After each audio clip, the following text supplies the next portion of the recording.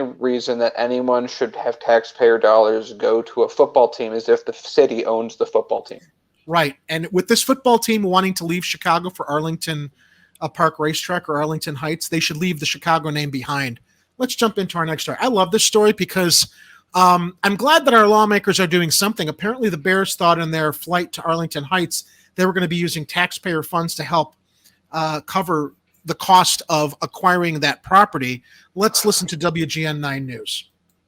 State lawmakers are lining up to block the team from using taxpayer money. And for the first time, the governor is now sharing his thoughts on a possible move to the suburbs. WGN's Jewel Hillary is here with more. Jewel. Hi, good evening, Micah and Bray. A state lawmaker I spoke to says the Bears haven't asked the state for any money to help build a new stadium, but if they do, several state leaders say they plan to say no. When asked if it's inappropriate for taxpayers to pay for stadium buildings, Governor Pritzker says this. That's not something that I would decide for a city. I think that cities are... I think Pritzker, as much as I'm pleased with how he's handled the pandemic, doesn't need to ride the fence on this one and play nice. I think he should say it's bullshit. They're going to have to make their own decisions. Yeah. What they'll do.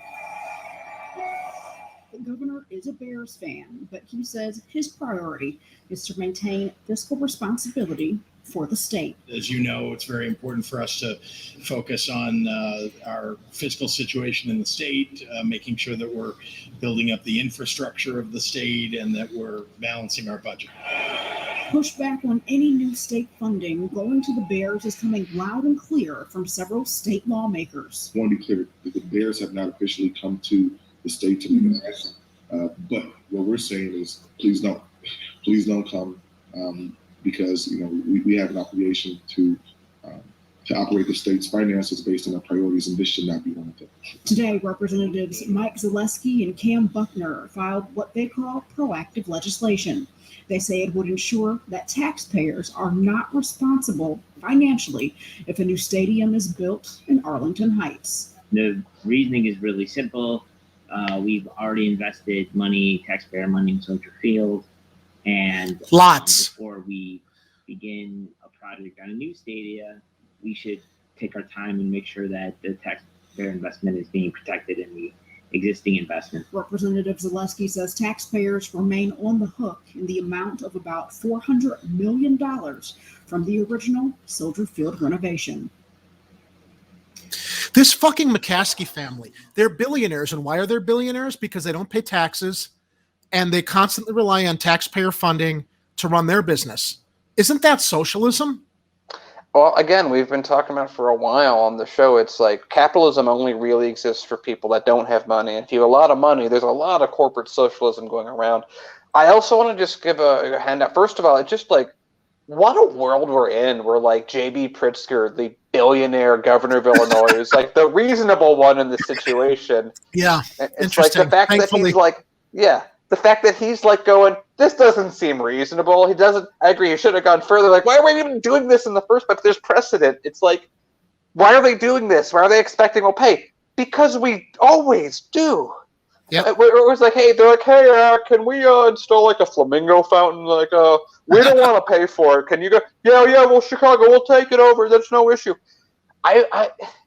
It's such a nuts thing that like that we we're gonna spent all this money turning Soldier Field into like the UFO from Close Encounters of the Third Kind, right? And that's still not enough. They want us to build them a new stadium, and if they're not going to get it, they're going to run to Arlington Heights. I'm sorry, I didn't mean to interrupt you, but yeah, it's like that's all that they do is they take advantage of people's nostalgia. But you know what the city could do if they really wanted to bring people together?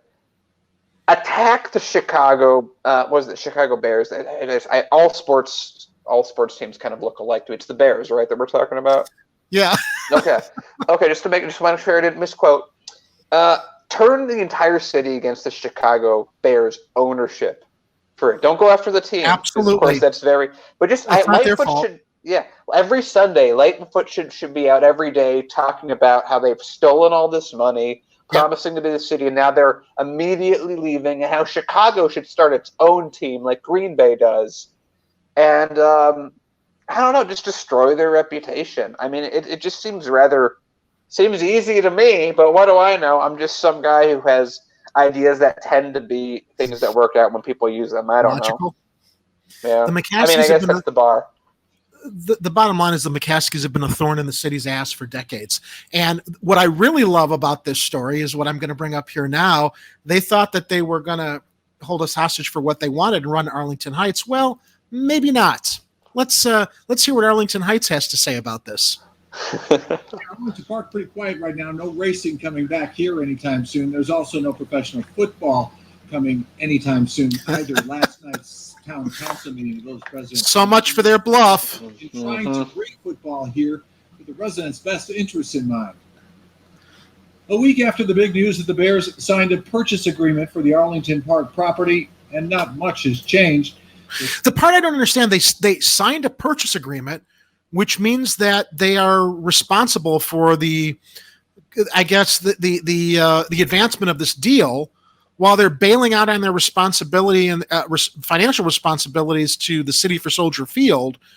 I don't understand what the hell they're thinking. Like, oh, we're just going to go do this and we're going to sign this agreement. Are these agreements so easy for these billionaires to break all the time that they can just use them as a way to play chicken with the people that they want to twist them into getting their way elsewhere? Is what it always appears like to me. I'm sure there's something like if you renege, you have to pay 5% of deal or whatever. You know what JB really should do? Here's a great push. Ready for this? Just announce a new tax. Any football team that is based in Illinois that leaves Illinois has to pay $1 billion. Leaves Illinois or Chicago? Either one. Okay.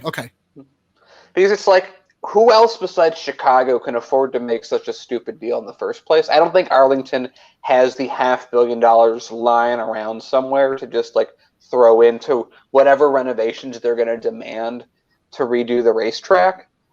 So I think there's that on that front. But again, it's like, sure, move to Arlington. I dare you.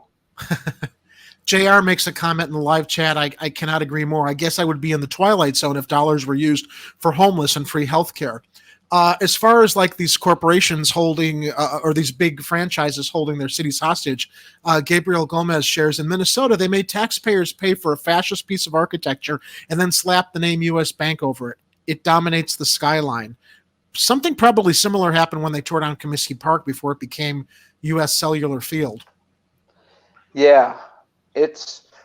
People are just it's like people are way too into like sports just in general. It's just the gladiatorial fields all over again for a different era. It's the distraction. It's the bread and circuses to keep people's attention off of the dollars that we need for the homeless and free healthcare. Let me continue with this story, the rest of this particular video. The racetrack is still standing. There are no bulldozers on the grounds. There is still, in fact, a long way to go before there could be professional football in Arlington Heights. Obviously, this is not a done deal. There's a long way to go in this process. The village president told the board at last night's meeting he's gotten no details regarding the Bears' possible plans for the property, and it would likely be a year or two before there would be any shovels in the ground working on building a new stadium. Nevertheless, some residents are urging caution when it comes to luring the team to Arlington Heights. I just want the Bears to be a good neighbor, and I want them to come in and not be. Good luck with that. They're going to come in and just take over everything. Predatory. By the way, I was just looking this up. Do you know how many people live in Arlington Heights? 75,000. It's like, okay. They're expecting everybody's going to come from Chicago because I think that there's a train station there and there's more parking. Oh, good luck with the way that we set up infrastructure to handle that with no issue. Right. I just want to really quickly do some math. Sure. Okay. Well, they're expecting the taxpayer dollars to help pay for that infrastructure once they seal that deal and leave Chicago is what this whole story is about. So we know that they're gonna whatever package comes together is gonna be probably near or around what they went before. So we'll just say I just picked 400 million because it's sort of the standard at which these billionaires are used to. I broke that down per citizen. If they expect to move to Arlington Heights and get the same sort of a loan, or not loan, I just give them the money, that breaks down to $5,300 per citizen.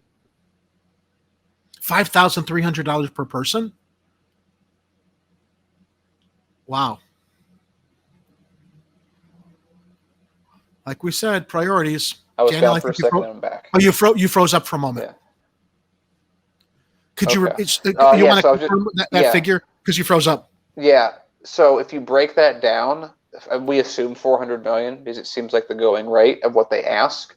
That comes out to $5,300 per citizen in Arlington In the state Heights. or in Arlington In Heights? Arlington. That's wow. Of course. There's the scheme laid out there. Hey, but some bars and restaurants will make a bunch of money a couple times a year. So, and Arlington Heights is not. I wonder how much would potentially grow there. But of course, those businesses are not going to be funded to build. They're just going to. The existing businesses, the smaller businesses, will be reliant and maybe benefit from the traffic to the Bears games. But it's just so ill-advised. I think the whole thing's going to fall apart. Personally. Yeah, it's just like I don't see how. Like, I think that they're just so used to getting whatever they want. They just wanted to try and stick it to the city. I'm sure to make a better. I'm sure there's some agreement that they were asking behind the scenes, like, "Hey, we'd like another $100 million, please."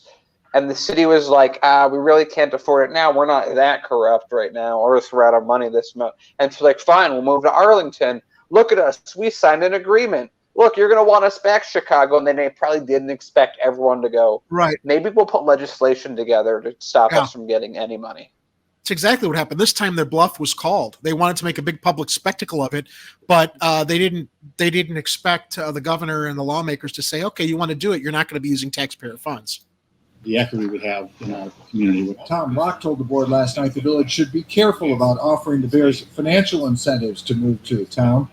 A number of other new stadiums in recent years have been built with the help of government subsidies, including AT&T Stadium in Arlington, Texas, which increased some taxes to pay for it. Of course. I think if they want to move here, that's fine. They got taxes for the stadiums, but they don't have taxes for healthcare or building places for homeless people to live. I just saw, I was going to cover this on the show. It was an alternate story I was going to cover about how city council has approved these new towers to be put in downtown, these new housing, and it's just like no one's going to be able to afford to live there. They're approving this shit while people are still living under bridges. And if I'm also not mistaken, the actual organizations are nonprofits. So they don't even pay taxes anyway. Yeah. But they've got to do it on their own and not rely on residents. Several residents have also expressed concerns about traffic. Arlington Park has been a big draw. Crowds for Bears games and other stadium events could draw 5 or 6 times more people on a regular basis. The village president, however, is promising vigilance. We're not going to give away the store. We're going to make sure that we take care of our residents and maintain the great reputation of our village. Sure they will. Yeah. And just on top of this, that's what they all say. Point, the Bears would never move to Arlington except to make a point. And that point is making a better deal with the city. Yeah. That has backfired. And now, even like Arlington, like I'm sure they're like, again, like Chicago doesn't, $500 million, we can just waste that. That's fine. No issue. And like Arlington Heights is like just not big enough to make that kind of a statement. If anything, if they really wanted to try and pull this off, maybe like threaten to move to Naperville. Like they at least have the population to sustain this kind of a shift and have like infrastructure that's more or less set in place and could somewhat afford it because it's a very wealthy suburb or very wealthy city. But this is just negotiating that backfired, and it's disgusting. Well, if they do decide to leave, as I said earlier, good riddance, leave the Chicago name at the door.